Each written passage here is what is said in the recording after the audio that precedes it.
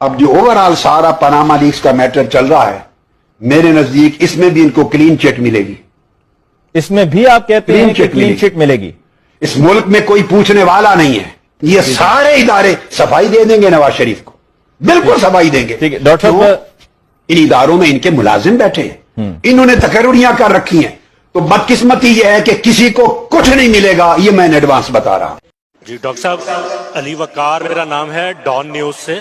میرا سوال یہ ہے کہ آپ نے سیاست سے تو ریٹائرمنٹ کا اعلان کیا، لیکن سیاسی بصیرت رکھتے ہوئے، سیاسی رابطے رکھتے ہوئے، کہ آپ یہ سمجھتے ہیں کہ موجودہ سیاسی نظام میں حکومت اور وہ چور لٹیرے جو آج جیلوں میں قید ہیں، ان کے درمیان کسی قسم کی سیاسی مفاہمت یا لچک کی ڈھیل ابھی تک موجود ہے، یا وہ تاثر ختم ہو چکا ہے؟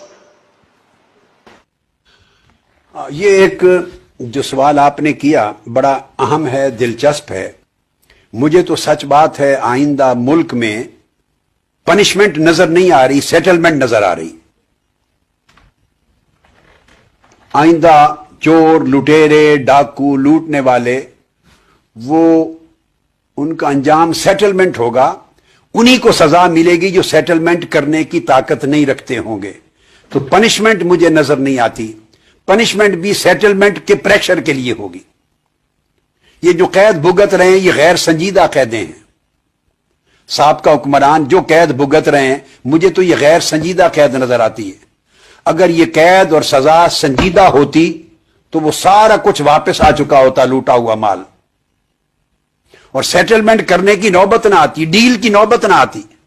سزا سنجیدہ ہو تو 0.0000001% بھی جو کہہ رہا ہوں اس سے مختلف نتیجہ نہیں آئے گا، چانس ہی نہیں ہے.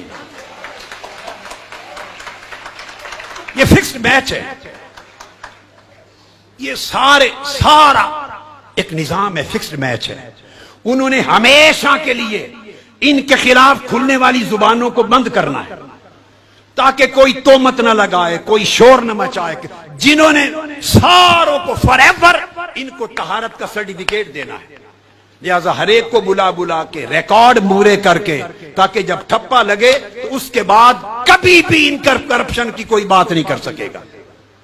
اور جب یہ فیصلہ آئے گا وہ اس وقت آئے گا جب انہوں نے الیکشن کمپین پہ جانا ہے، اور یہ اگلی الیکشن کمپین کا ایجنڈا بن رہا ہے. ان کا الیکشن کمپین کا مینیفیسٹو ہے، یہ ان کے نعرے ہوں گے.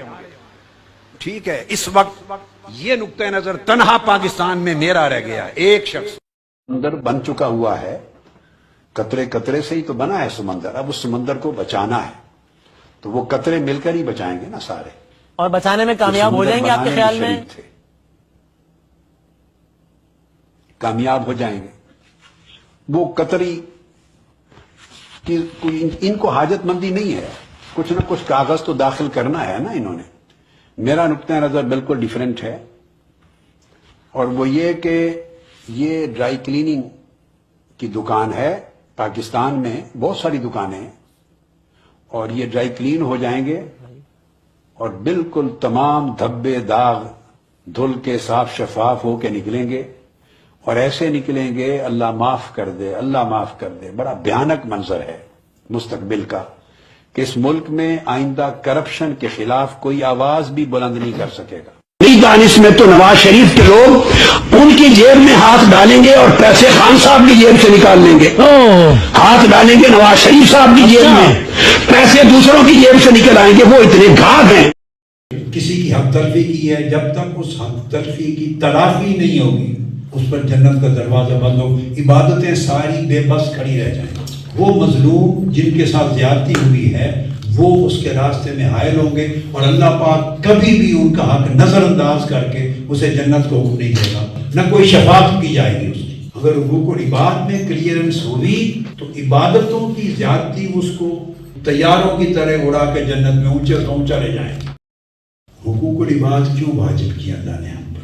ہماری عبادتیں نہ اللہ کی شان کو بڑھا سکتی ہیں، اور عبادتوں کا نہ کرنا اللہ کی شان کو گھٹا سکتا ہے. تو عبادات یعنی حقوق اللہ اس لیے واجب کیے ہیں کہ ہمیں ان کی ضرورت ہے. اور ضرورت کیا ہے کہ حقوق اللہ اگر درست ہوں گے تو حقوق العباد درست ہو جائیں گے، تاکہ انسان اچھا انسان بن جائے۔ عزت کا غنا سے بڑا تعلق ہے۔ عزت اللہ کی شان ہے نا، اصلاً بندے کی شان نہیں، یہ اللہ کی شان ہے، اور وہ معز ہے، وہ عزت تو ساتھ وہ ذات غنی ہے۔ جس بندے کو جتنا مستغنی دیکھتا ہے اپنے نفس سے، اپنی عزت طلبی سے، جاہ طلبی سے، اور تواضع انکساری دیکھتا ہے، اخلاق دیکھتا ہے، منکسر متواضع ہے، کارکن ہے، تو جس میں جتنا غنا دیکھتا ہے جتنی، اس کو اتنی عزت دیتا۔ جتنا علم میں اضافہ کریں گے، گفتگو کا سلیقہ تحمل سے کریں گے، جتنا لوگوں کے ساتھ ڈیلنگ میں اخلاق رکھیں گے، اپنے اوپر تنقید سننا گوارا کریں گے، آپ سمجھ لیں کوئی آپ کی بات پہ تنقید کرے اور آپ کو چبھے، زیرو ہے، کچھ نہیں۔ جس دن تنقید چبھنا بند کر دے، سمجھے خیر ہو گئی۔ یہ ایک پیمانہ دے دیا۔ جن لوگوں کو لیڈنگ جاب مل جاتا ہے، آہستہ آہستہ وہ سمجھتا ہے کہ اب مجھے رہنمائی لینے کی ضرورت نہیں، میں رہنمائی دینے کے منصب پر فائز ہوں۔ اب آپ فرق سمجھیں، ایک آدمی ڈاکٹر بن گیا، وہ گورنمنٹ، وہ فرم اس کو کبھی اس زعم میں مبتلا نہیں ہونے دیتی، اس کو فردر سرٹیفیکیشن کرنی پڑتی، وہ اس کو ساری عمر متعلم رکھتے ہیں۔ سروائیول احسان اور انعام کے ساتھ نہیں ہے، سروائیول استعداد کے ساتھ۔